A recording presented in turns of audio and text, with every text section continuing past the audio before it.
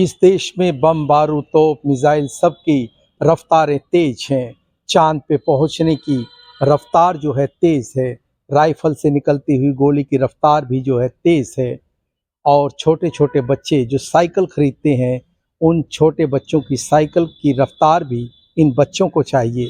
लेकिन अदालत की दहलीज से निकलने वाला इंसाफ जब देरी में तब्दील होता है तो बेइंसाफ़ी की शक्ल में आता है।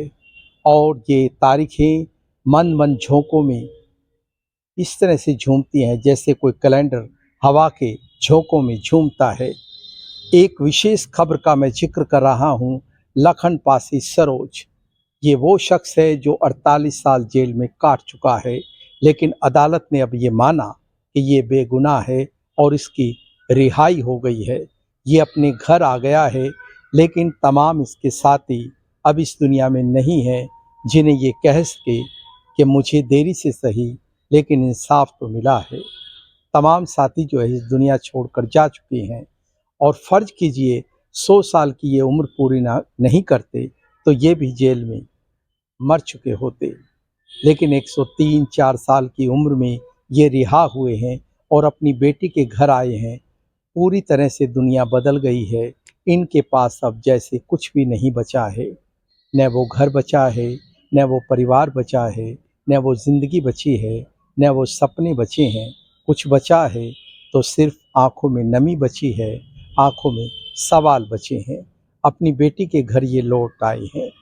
इन 48 साल का हिसाब कौन देगा, कौन लौटाएगा?